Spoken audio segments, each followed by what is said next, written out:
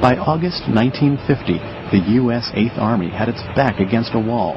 It had been pushed to within 65 miles of Pusan and Korea's southern shore. The last real natural barrier before Pusan was the Naktung River. A strong stand there would be crucial. But the UN line was dangerously shaky. A division of 3,600 men can comfortably defend a front the length of 100 football fields. But along the Naktung, single battalions of 400 men were covering 150 football fields. Compounding the manpower shortage was a phenomenon known as the bug out. In 6 short weeks, these men had gone from relaxing peacetime duties to the carnage of the front lines. Thousands had nervous breakdowns. This infuriated General Walton Walker, the field commander of the 8th Army, who reported directly to General MacArthur. Walker had been one of Patton's corps commanders in World War II. He was a no-nonsense Texan who didn't mince words. On July 29th, he issued a stand-or-die order. He told his subordinates, "If I ever see you back here again, it had better be in a coffin." Walker's troops faced hostility no matter which way they turned. They had to rely on their only advantage, firepower, to keep them alive.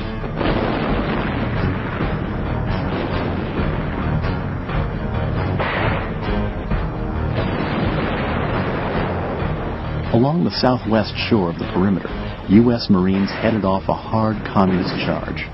Overhead, Marine corsairs tore up the enemy line, destroying vehicles and supply lines.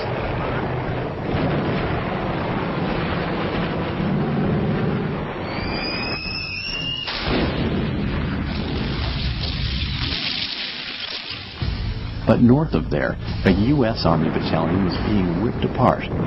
North Korean tanks rushed down from the hills and launched a concentrated attack from point-blank range.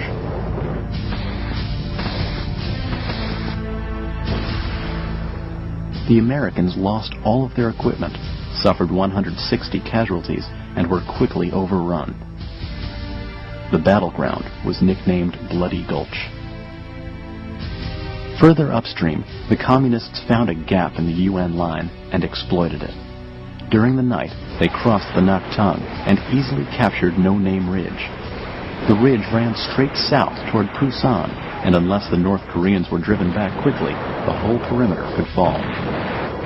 The Americans struck back hard. For 2 weeks, the battle raged on.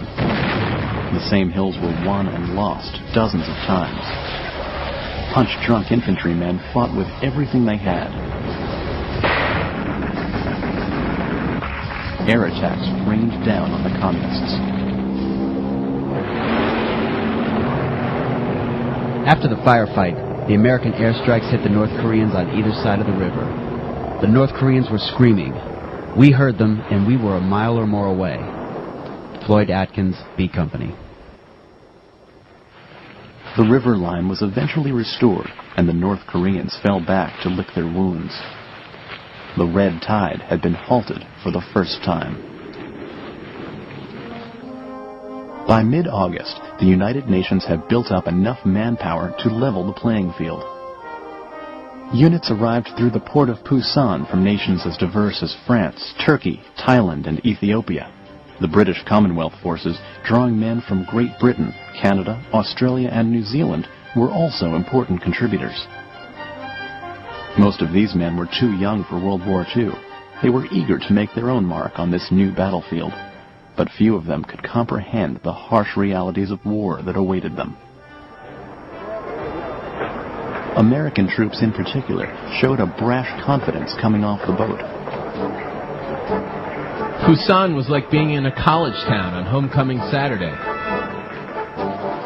The kids were terrific. They didn't walk off the dock, they swaggered off. Their attitude said, "Don't worry about it, the Marines are here." Second Lieutenant Tom Gibson. Among those arriving were thousands of black recruits. Unlike their predecessors in previous wars, they would serve in mixed units, fighting alongside white troops for the first time.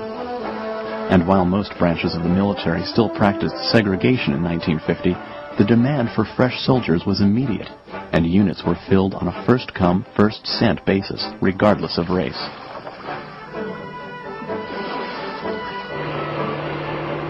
Mixed units cooperated well on the hills of Korea, whether in the midst of combat or campfire sing-alongs.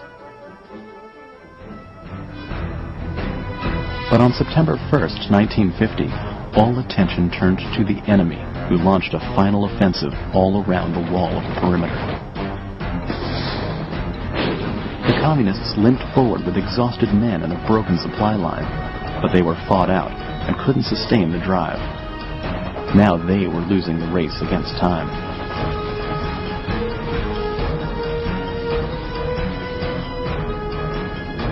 The moment was right for the United Nations to strike back, and General MacArthur knew just where to do it.